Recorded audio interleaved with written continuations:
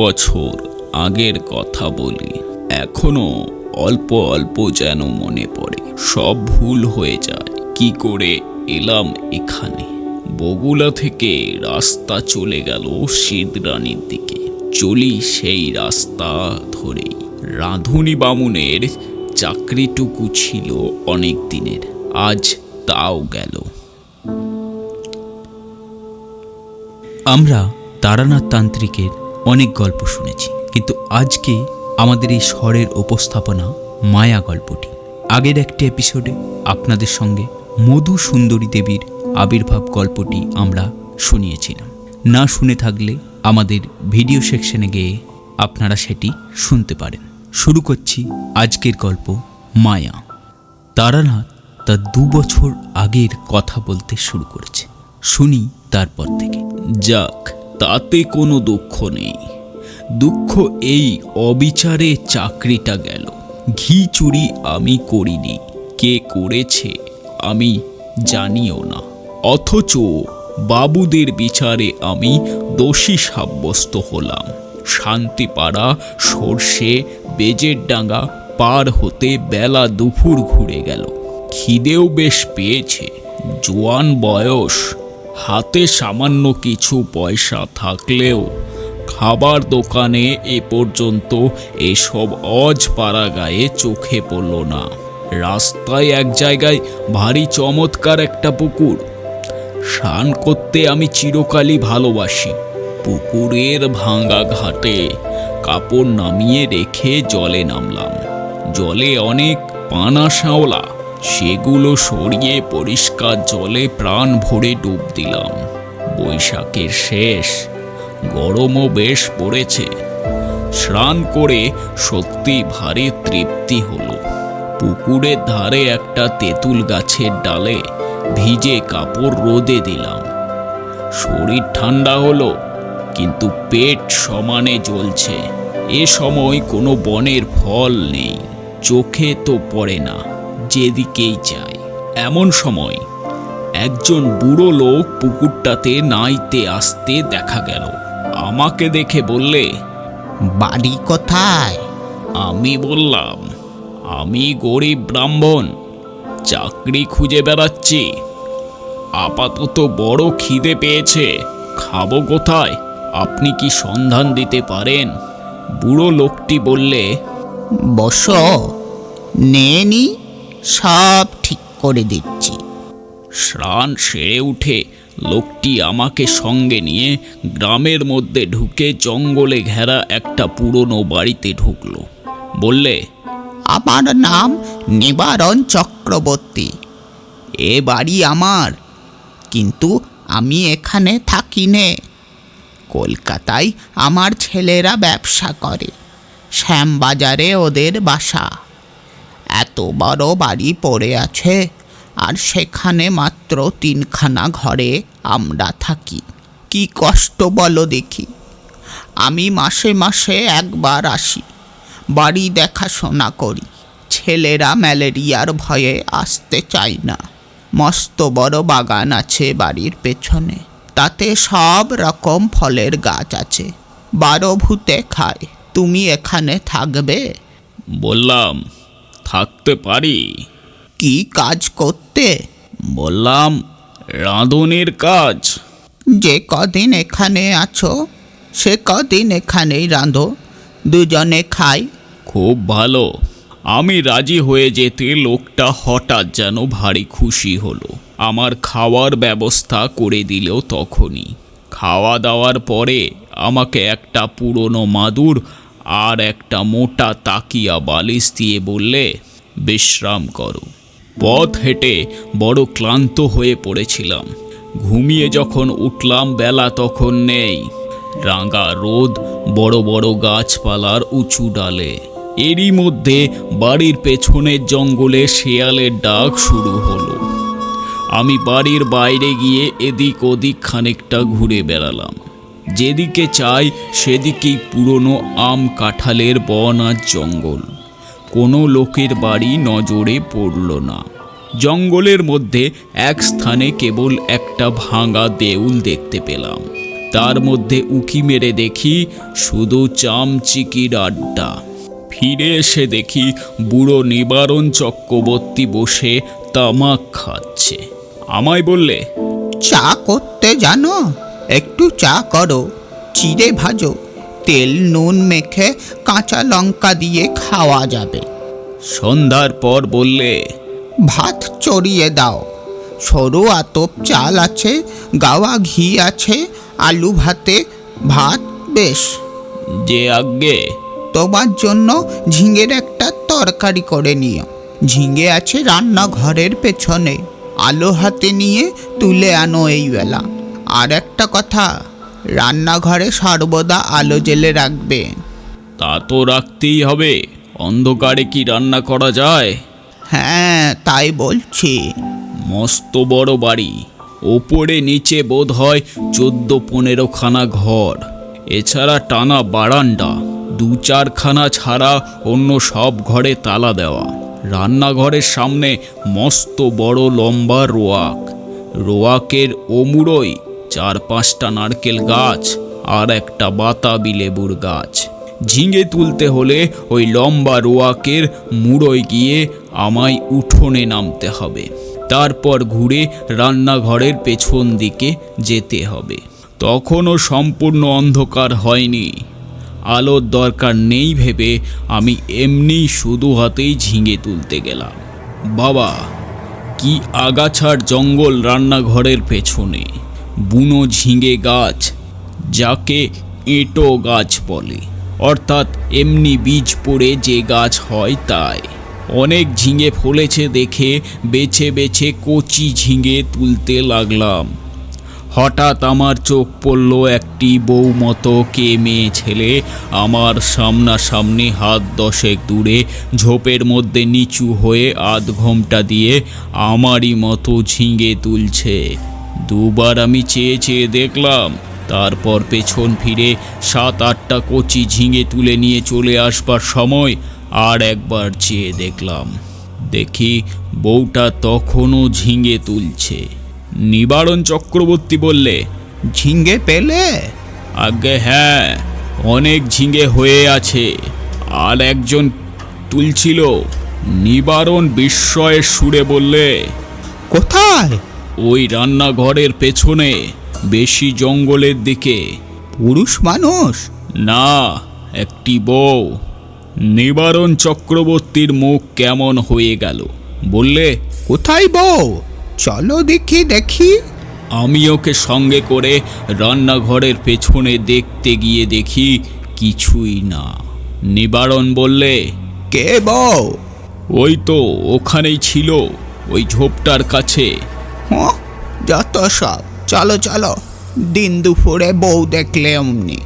আমি একটু আশ্চর্য হলাম।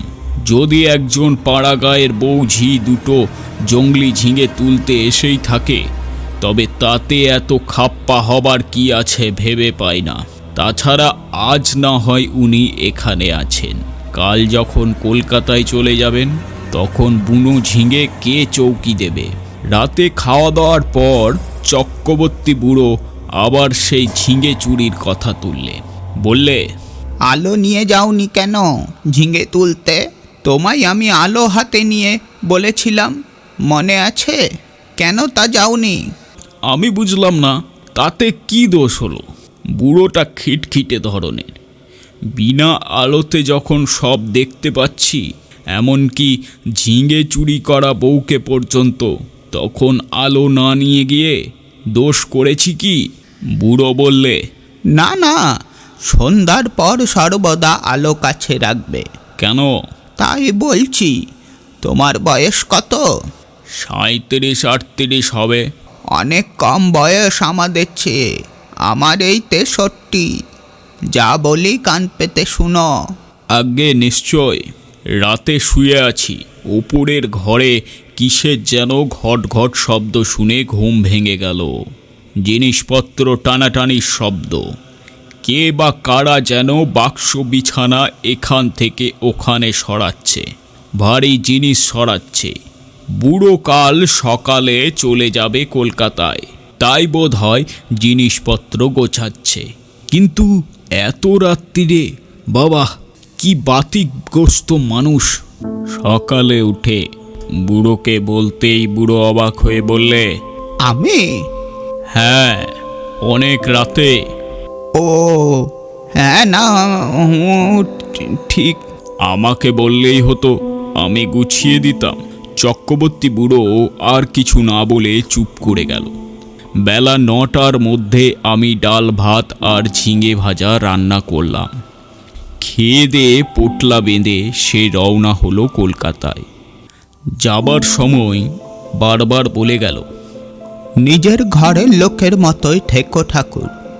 পেয়ারা আছে, আম কাঁঠাল আছে, উৎকৃষ্ট পেঁপে আছে, তরি তরকারি পোতো। আমার খাস জমি পড়ে আছে 3 বিঘে, ভদ্রাসন হলো 1.5 বিঘের ওপর। লোক অভাবে জঙ্গল হয়ে পড়ে আছে। খাটো, তরকারি উৎপন্ন করো, খাও, বেচো, তোমার নিজের বাড়ি ভাববে, দেখাশোনা করো, থাকো। ভাবনা নেই। আর একটা কথা। কি? চক্রবর্তী বুড়ো অকারণে সুর খাটো করে বললে, কত লোকে ভাঙছি দেবে, কারো কথা শুনো না যেন। বাড়ি দেখাশোনা যেমন করবে, নিজের মতো থাকবে, কোনো কথায় কান দেবে না। গাছের ফল ফুলও তুমিই খাবে। 2টো ঘর খোলা রইল তোমার জন্য। বুড়ো চলে গেল। আমাকে যেন আকাশে তুলে দিয়ে গেল। আরে এত বড় বাড়ির বড় বড় 2খানা ঘর আমার ব্যবহারের জন্য রয়েছে। তাছাড়া বারান্দা, রান্নাঘর, রোয়াক তো আছেই। বাড়িতে পাতকুয়ো, জলের কষ্ট নেই। শুকনো কাঠ যথেষ্ট, কাঠের কষ্ট নেই। 10টা টাকা আগাম দিয়ে গিয়েছে বুড়ো। প্রায় আধমনটায় সরু আতপ চালও আছে। গাছ ভরা আম কাঁঠাল। এ যেন ভগবানের দান আকাশ থেকে পড়ল হঠাৎ। বিকেলের দিকে তেল নুন কিনবো বলে মুদির দোকান খুঁজতে বেরুলাম।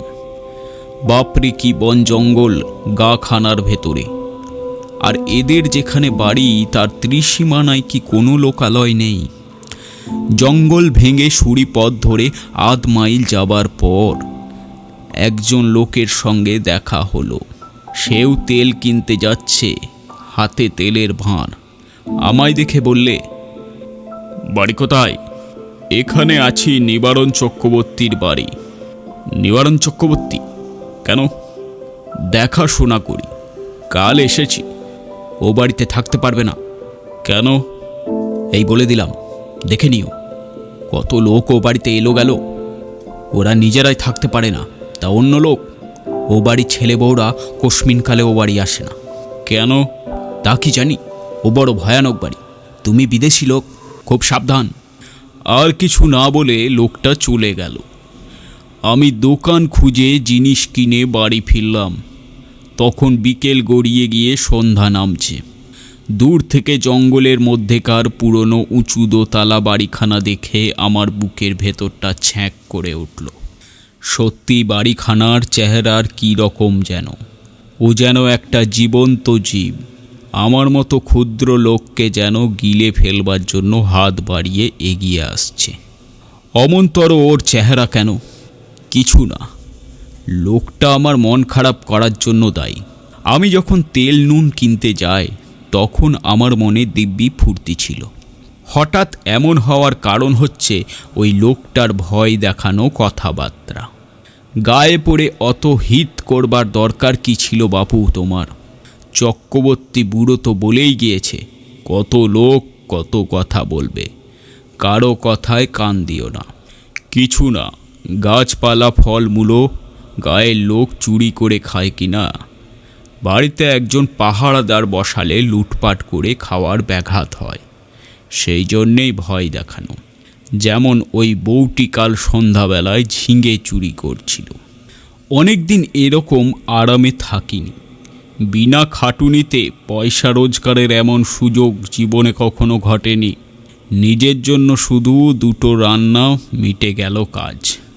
সকাল সকাল রান্না সেরে নিয়ে নিচের বড় রোয়াকে বসে আপন মনে গান গাইতে লাগলাম। এত বড় বাড়ি আমিই মালিক, কারো কিছু বলবার নেই আমাকে, যা খুশি করব। হঠাৎ ভয়ানক আশ্চর্য হয়ে গেলাম। দোতলার নালীর মুখ দিয়ে পড়তে লাগলো জল, যেমন ওপরের বারান্দাতে কেউ হাত পা ধুলে জল পড়ে, বেশ মোটা ধারে জল পড়তে লাগলো।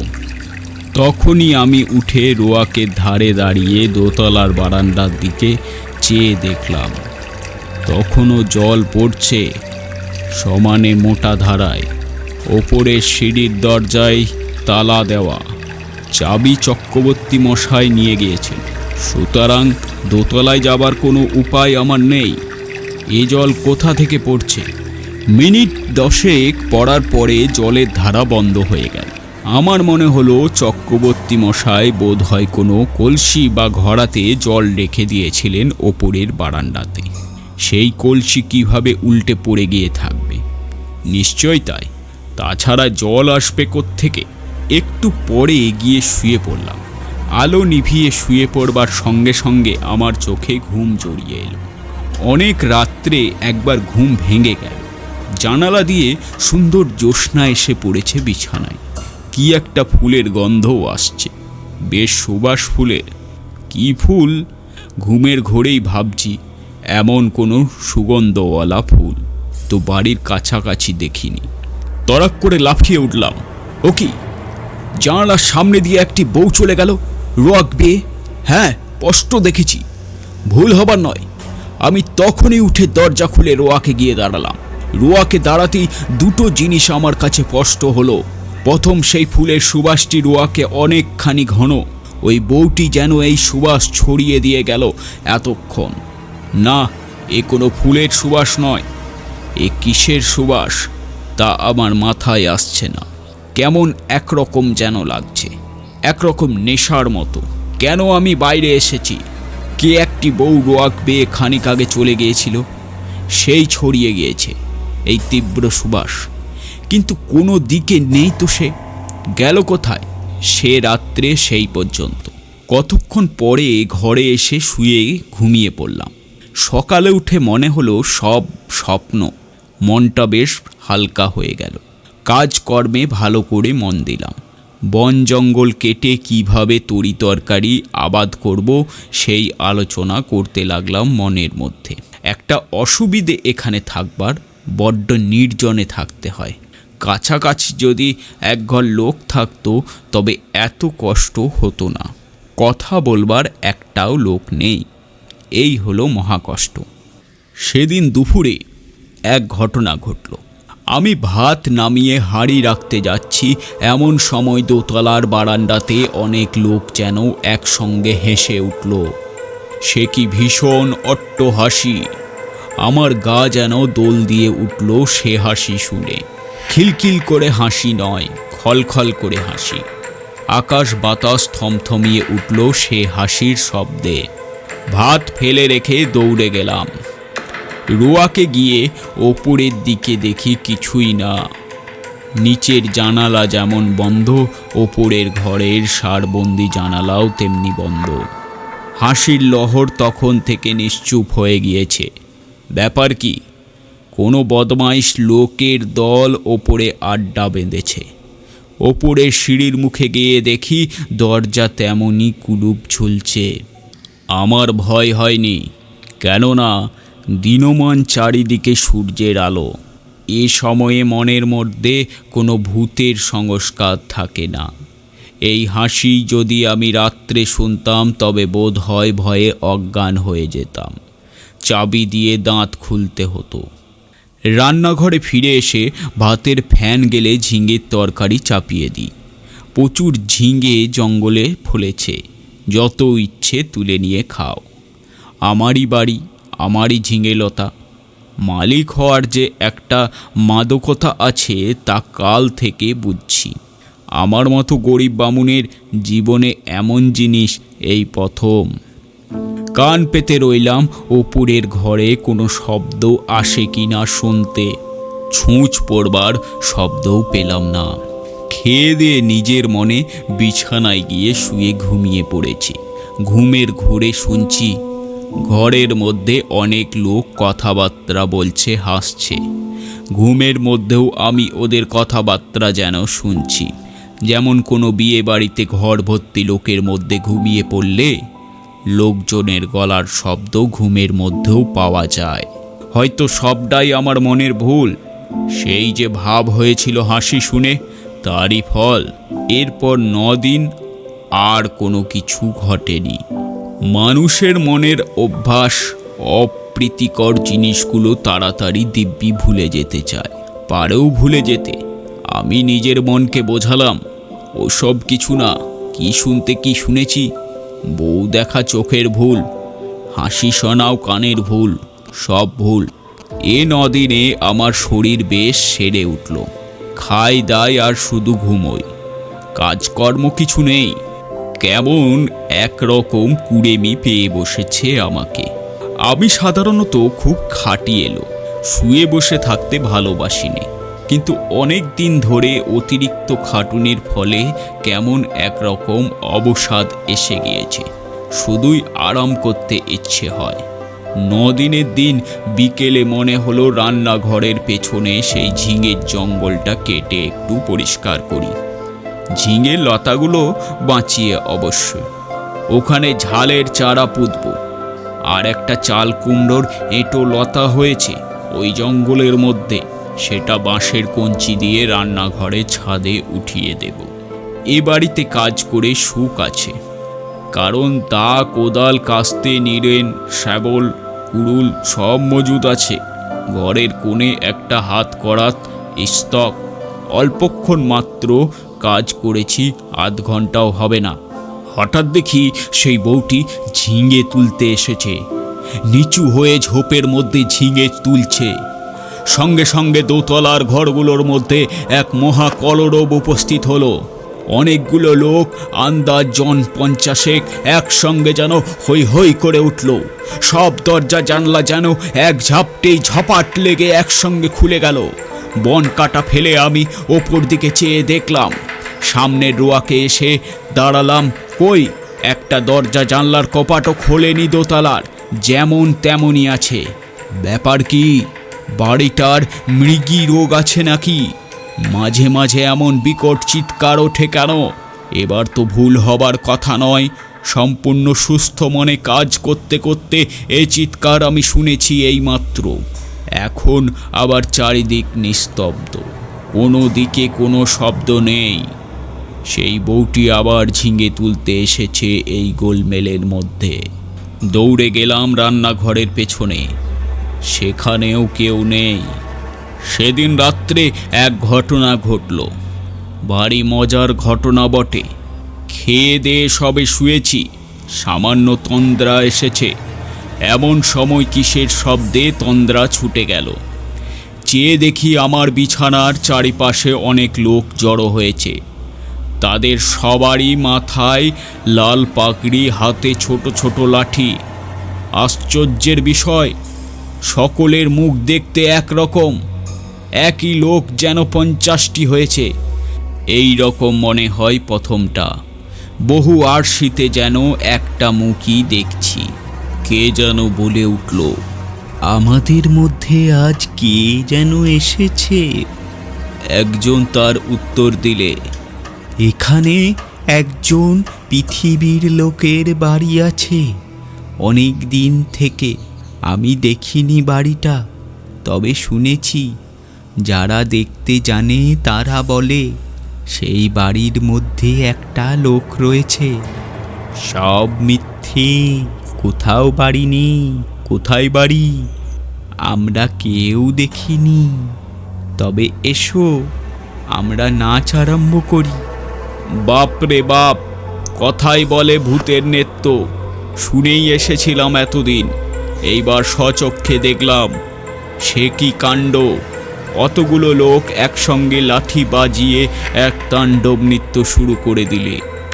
আমার দেহের মধ্যে দিয়ে কতবার যে এলো গেল, তার সঙ্গে সঙ্গে বিকট চিৎকার আর হল্লা। আমার বিছানার বা আমার কোনো অংশ তার স্পর্শ করল না। আমি যে সেখানে আছি তাও যেন তারা জানে না। ওদের হুঙ্কার আর ভৈরব নৃত্য আমি জ্ঞান শূন্য হয়ে গেলাম। যখন জ্ঞান হলো তখন শেষ রাত্রের জ্যোৎস্না খোলা জানলা দিয়ে এসে বিছানায় পড়েছে। সেই ফুলের অতি মৃদু সুবাস ঘরের ঠান্ডা বাতাসে। আমি আধ অচেতনভাবে জানালার বাইরে জ্যোৎস্না মাখা গাছপালার দিকে চেয়ে রইলাম। কতক্ষণ পরে জানি না ভোর হয়ে গেল।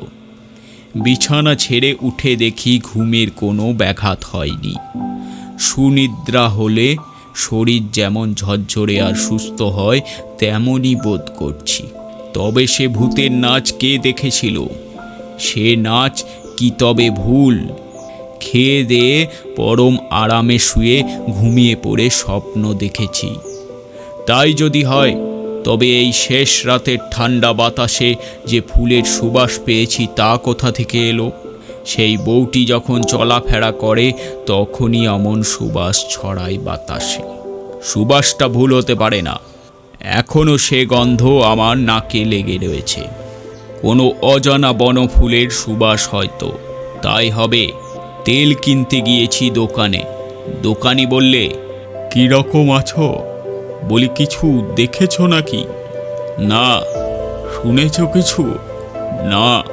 "তুমি দেখছি সাধু লোক, টুকটাক জানো নাকি ভূতের মন্তর?" "তেল দাও, চলে যায়, ওসব বাজে কথা।" "আচ্ছা, একটা মেয়েকে ওখানে কোনোদিন দেখোনি? বউমতো কোনো গন্ধ পাওনি?" "কিসের গন্ধ?" "কোনো ফুলের সুগন্ধ?"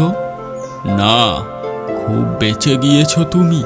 তোমার আগে যারা ওখানে থাকতো তারা সবাই একটি বউকে দেখতেও ওখানে প্রায়ই। এমন হতো শেষে ও বাড়ি ছেড়ে তারা নড়তে চাইতো না।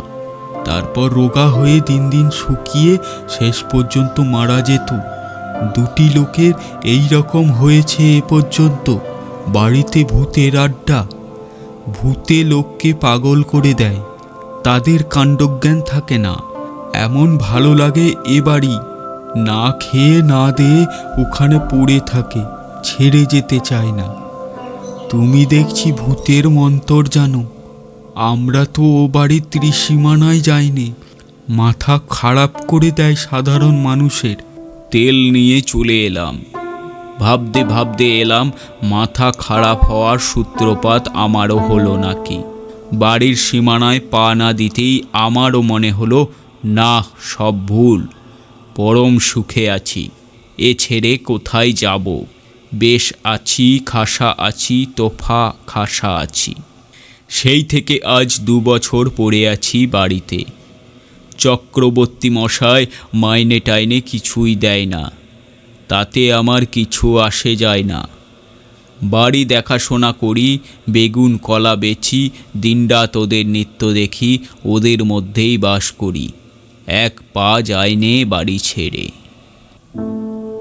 আপনারা শুনছিলেন তারানাথ তান্ত্রিকের মায়া গল্পটি। পরবর্তী আরেকটি গল্প নিয়ে আপনাদের সামনে হাজির হব। ততক্ষণ চ্যানেলটিকে সাবস্ক্রাইব করুন, আমাদের সাথে যুক্ত হন। সুস্থ থাকুন, ভালো থাকুন।